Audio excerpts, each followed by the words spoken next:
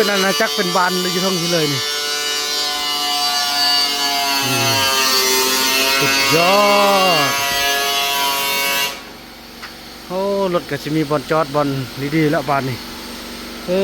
พี่น้องเลยดีใจนี่หาสีเรียบร้อยงาม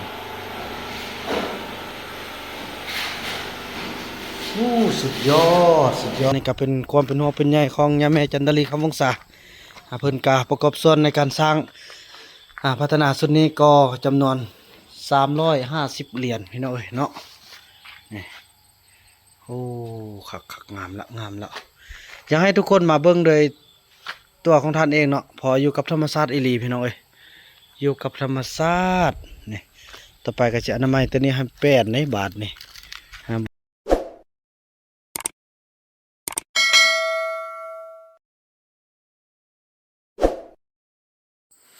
สบายดีท่านผู้ชมสบายดีFCของบาบุนำกันเบิดสู่คู่สู่คนพี่น้องบอกว่าสิอยู่ภายในหรือว่าอยู่ต่างประเทศกันไปเมื่อนี้ก็มาอัปเดตเวียกงานที่พอได้สร้างโอ้พี่น้องก็ไล่เดือนพอสมควรเลยเนาะในการพัฒนาก็ใกล้จะเสร็จสิ้นกันไปแล้วเนาะไปเบิ่งว่ามื่อนี้ว่าบอลเก็บเมียนรถของไอ้เฟืองเนาะกับบาบุนำจะสำเร็จบ่เวียกงานนี้ก็ยังแต่กะลารถเฮือนครัวแล้วก็เฮือนห่มพี่น้องเนาะแล้วก็จะได้ขอความช่วยเหลือให้เขาเจ้าไปรับงานหนึ่งตื่มพี่น้องการช่วยเหลือของพอเท่าคำผ่าเนาะพอลูกสาวเพิ่นส่งเงินมา1,500,000 กีบแล้วก็สมทบกับบาบุนำแล้วก็ FC ทางFacebook เนาะมีทางแม่ตาลเนาะจากสหรัฐพี่น้องเอ้ยเพิ่นก็ประกอบส่วน100เหรียญพี่น้องครั้งหนึ่งในชีวิตของพ่อเฒ่ากำพร้าพี่น้องเอ้ยก็จะได้ไปช่วยเหลือเราให้มีที่อยู่ที่นอนพอทาซี่แล้วพี่น้องว้าว Amazing พอดบนเงินรถเสียเฟืองเฮ้ยโอ้งามติดบานติดยังแล้วงามอีหลีพี่น้องเลยเนาะงามอีหลีหุ่นมีบนเงินรถโอ้เป็นอาณาจักรเป็นบ้านเลยอยู่ทั้งที่เลยนี่สุดยอดโอ้รถก็จะมีบอลจอดบอลดีๆแล้วบ้านนี่พี่น้องเลยดีใจ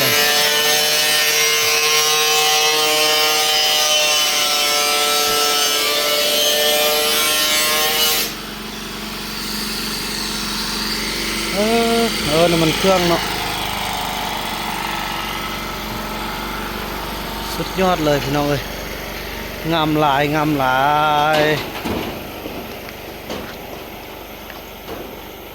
โถฮะตัวเนี่ยบท่าเทกันได้แหละ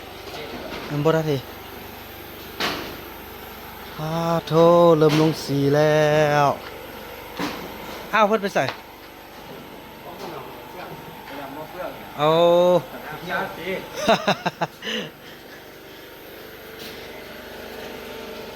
นี่หาสีเรียบร้อย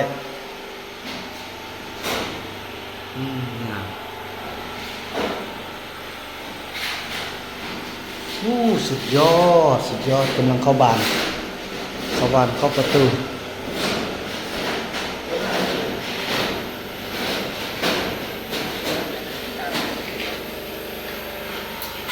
มือนี่ว่าเรื่องอันมันขั้วแน่เนาะมันขั้วไอ้เฟืองแน่เนาะมันก็ซ้ำกับบานนึงต่างหากเลยอยู่เท่านี้เลยเนาะสุดยอดพี่น้องหุ่นอันนี้พลฟักยาน่ะหุ่นเดี๋ยวจะให้ไปเบิ้งพี่น้องเลยเนาะงามนี่สีหมดแล้วสีเฮือนคลองบาบุนำก็จะเอาสีนี่เลยพี่น้องเลยเพราะว่าได้มาทานนี่ก่อนสีนี่แหละสีเฮือนคลองบาบุนำตั้ง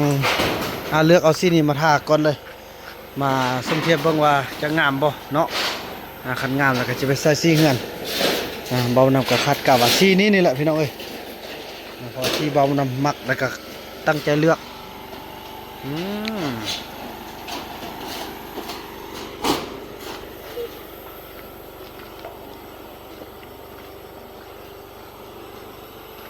โอ้คักพี่น้องเนาะนี่แหละพี่น้องคันตบแต่งขึ้นมาแล้วก็งามไปคำน้อยได้บ่มาเถอะเนาะ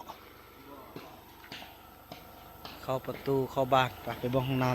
ำโอ้เพิ่นสิไป7 ปี ห้องน้ำไทยยังอันใส่ตัวล้างมือหันพี่น้องไอ้เนาะงามพี่น้องเอ้ยอยู่กับธรรมศาสตร์อยู่แบบเศรษฐกิจพอเพียงแท้แล้วนะนี่เนาะอันนี้ก็เป็นความเป็นหัวเป็นใหญ่ของย่าแม่จันทรีคำวงศาเพิ่นกาประกอบส่วนในการสร้างพัฒนาสุดนี้ก็จำนวน350 เหรียญพี่น้องเอ้ยเนาะนี่โอ้คักงามละอยากให้ทุกคนมาเบิ่งโดยตัวของท่านเองเนาะพออยู่กับธรรมศาสตร์อีหลีพี่น้องเอ้ย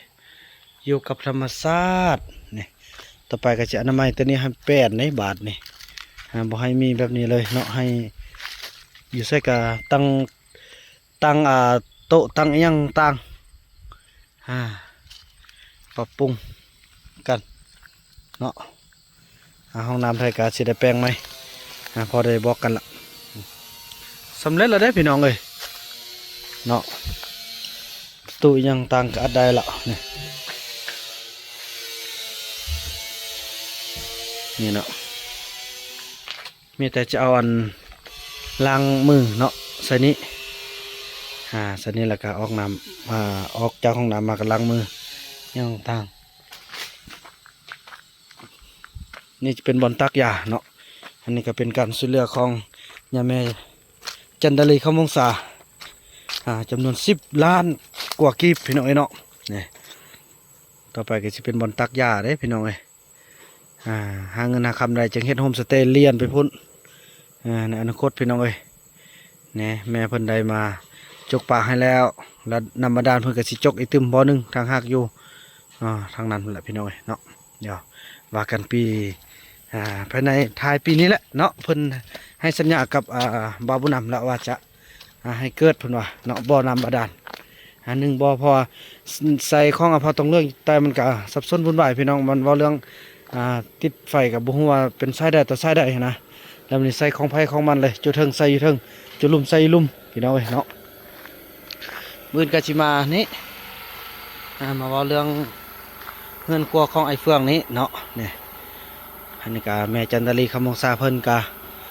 เป็นผู้ประทำคำสู้นำพี่น้องเนาะในการประกอบส่วนนี่350 เหรียญพี่น้องมีทั้งเงินครัวห้องน้ำพี่น้องเนาะ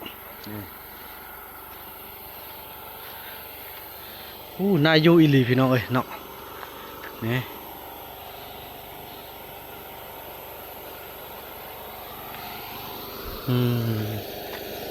สุดยอดเลย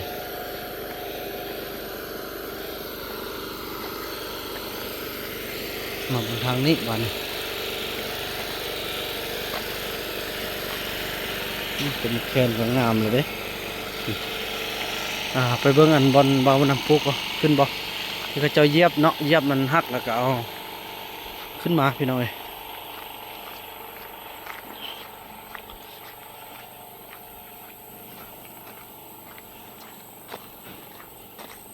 น่าขึ้นแท่ต้นนี้นี่เนาะถือว่าฟื้นตัวได้ต้นที่2แตกตาบ่แตกบ่นอเนี่ยโอ้บกขึ้นแล้วพี่น้องเลยนั่นเลยก็ตายละ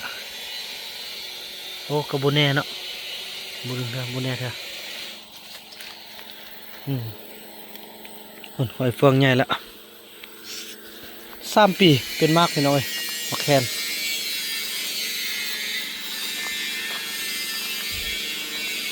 ขึ้นมาปุ๊บหอนนี่ปั๊บพี่น้องเลยถูก รถก็มาจอดตามนี้เขามานั่งพักผ่อน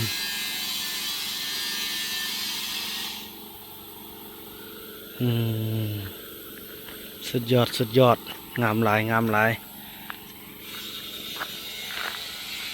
ทางนี้ก็เป็นปลากรวยลงไปเต็มเลยเนาะอันนี้เป็นประตูเข้าหมู่บ้านแบบดั้งเดิมพวกเราจะเฮ็ดแบบเขาเจ้าอยู่ในป่าเนาะทุกกิจกรรมพวกเราจะซ่อนไปทางในหันเนาะอันนี้เป็นประตูเข้าพี่น้องเอ้ยเราจะเอาปลายมาใส่นี่ทางเข้านี่เข้าไปในเที่ยวชมปลายออกพ้นขึ้นมาก็ขึ้นมาทางนี้พี่น้องเอ้ย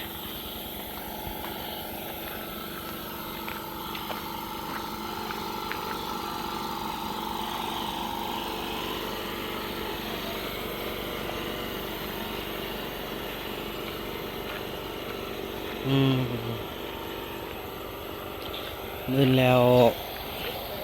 ตัวนี้แล้วตัวนี้เขาเจ้าเฮ็ดบุดเดียวเลยพี่น้องเอ้ยเนาะจะได้เทพื้นพี่น้องเอ้ยจะได้เทพื้นเพราะว่าจะได้เป็นบอลตั้งอยู่ข้อกิน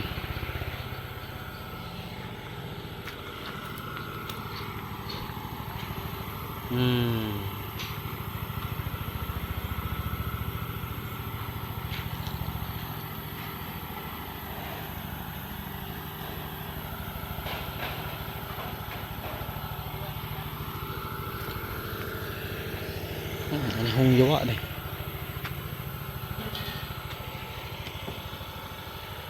โอ้บุษังพากันเปิดอยู่นี่บ่พากันเปิดเด้มันก็บ่ฮงโอ้นี่น่ะเปิดซักโอ้นี่เป็นนี่เอาน้ำมันซัก อันนี้ยังมุงพิเนาะ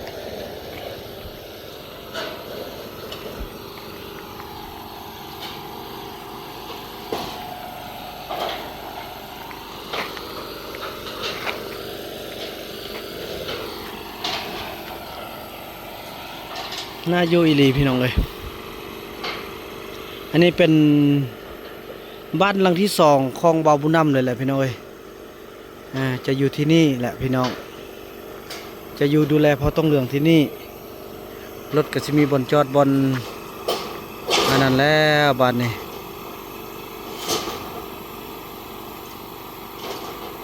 รถบ่าวบุญนำจะจอดทางนี้เนาะมอนี้รถบ่าวเฟืองก็จอดทางนี้ในซ่องคันบางคนว่ารถบ่าวเฟืองยังไม่มีแต่ก็ทำลงรถยังไว้ก่อนคนเฮานะพี่น้องเขาก็ต้องมีแผนการเนาะถ้าบ่มีแผนการก็บ่เกิดเวียกเฮามาไว้นี่ก็บ่มีรถบ่าวเฟืองกับรถบ่าวบุญนำจอดก่อนนะเฮาได้เสื้อจะได้ในสร้างมามันเบิ่งง่ายๆพี่น้องพอคันเข็ดในเมืองกับเข็ดแดเนาะมันจะมีไฟมีหยังต่างอันนี้มันเว้าเรื่องแบบนี้แหละพี่น้องเอ้ยก็จะมาฮอดเนาะ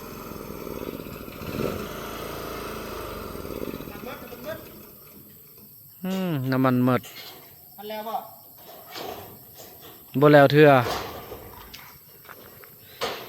โอ้สีนี่งามเลยสีเงินสีเงินบาบุญนำเป็นสีนั่นนี่แหละพี่น้องเอ้ย